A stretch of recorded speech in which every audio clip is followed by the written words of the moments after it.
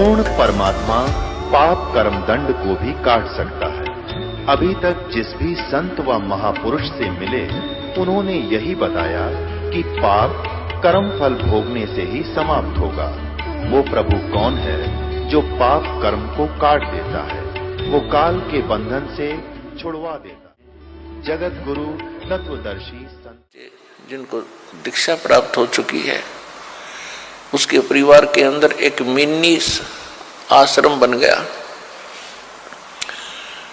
ऐसा स्थान बनाया जाता है जहाँ भगवान के स्वरूप को रखते हैं, जहाँ परमात्मा की ज्योति जलाई जाती है।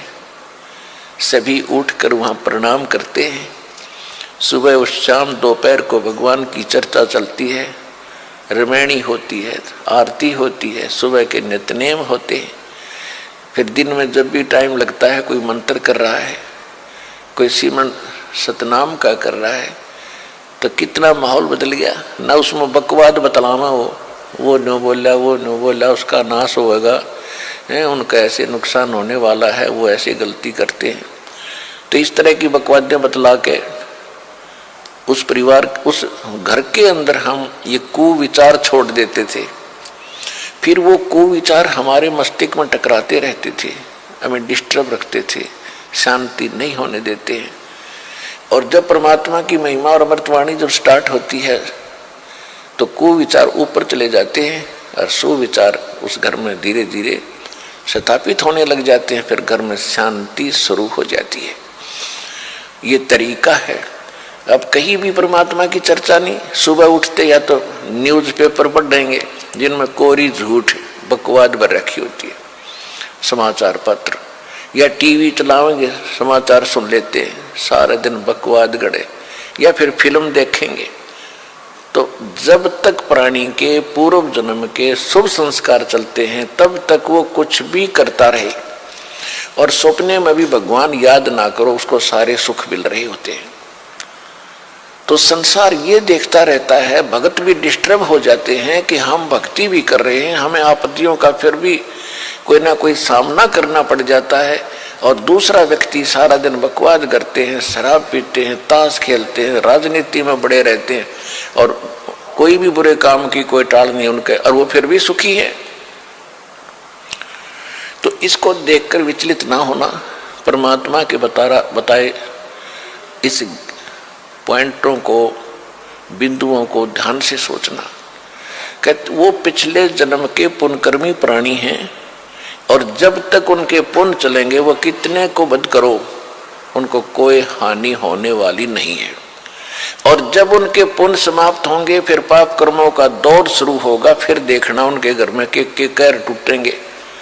और आप के ऊपर भक्ति करते करते भी दिक्कत आ रही है, तो अगर भक्ति ना करते तो आपका तो सर्वनाश हो जाना था।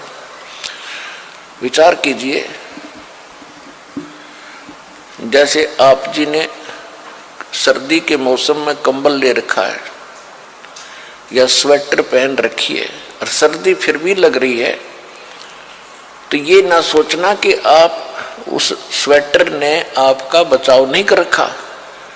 अब जैसे यहाँ भक्त कई कहते हैं जी हमने पाठ भी करवा लिया, जोत भी बोल दी, चौथी हाजरी भी लग गई, अभी तक हमें कोई विशेष लाभ नहीं हो पा रहा। ये तो हो ही नहीं सकता कि जब आप इतना कर्म कर रहे हो भक्ति का तो कोई लाभ ना हो। ये तो आपकी अनजान सोच है, बालक बुद्धि है। अब जैसे सर्दी का मौसम है, किसी ने स्वेटर पहन ली और फिर भी उसको सर्दी लग रही है, तो ये ना सोचना कि स्वेटर ने अपना काम ना कर रखा।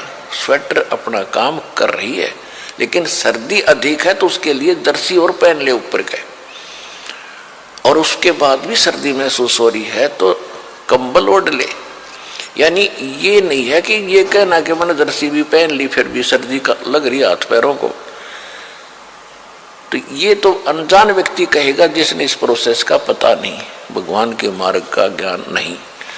तो जो आप पुण्य कर रहे हो और विधिवत कर रहे हो, पूरी विधि यहाँ पर प्राप्त है। गुरु जी के बिना दान करना व्यर्थ है। आप जी को सतगुरु मिले, आप जी को विधि मिली है, आपको पूर्ण परमात्मा मिला है, पूर्ण परमात्मा का मार्ग मिला, सत भक्ति मिली है। और फिर आप साधनाएं सही कर रहे हो तो आप ये ना सोचना कि आपको लाभ नहीं हो रहा, आपके पाप कर्मों की सर्दी घनी है और ये करते करते भी कहीं ना कहीं से थोड़ी बहुत ठंड महसूस हो रही है। यदि ये ना कर रहे होते तो नमूनिया होकर मर जाते, ये समझ लेना।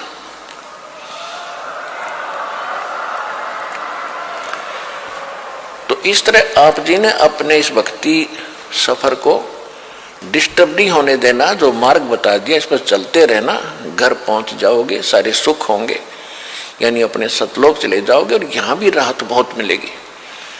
तो इसी प्रकार जो ऐसा कहते हैं वो बालक है और फिर ये सोचे कि हम भक्ति भी कर रहे हैं, दूसरा कुछ भी नहीं करता, उसके ठाठ हो रहे हैं, तो वो भी आप इस ज्ञान से सोचना कि जब बैटरी किसी ने चार्ज कर रखी है इन्वर्टर की और आगे चार्ज है नहीं, उनके पास लाइट कनेक्शन नहीं है और उनकी बैटरी, वो फिर भी उनके पंखे चल रहे हैं, बल्ब भी जग रहे हैं, तो इससे अंडरस्टूड है, अनजान से अनजान व्यक्ति आजकल समझ सकता है कि वो बैटरी कितने दिन चलेगी, एक दिन एंड होगा और फिर अंधेरे में बैठेंगे वे, गर्मी में मरेंगे। इसी प्रकार जब तक पुण्य कर्मों की बैटरी चार्ज है पूर्व जन्म की, तब तक वो आपको सुखी दिखाई देते हैं, चाहे कितने खोटे खोदो, और आप अच्छे भी कर रहे हो और फिर भी महसूस करते हो हम दुखी। आप दुखी नहीं हो, आपके ऊपर तो ना जाने के कहर टूटना था, भगवान ने आपकी रक्षा कर रखी है। तो इस करके संसार की तरफ ना देख करके परमात्मा के इस ज्ञान को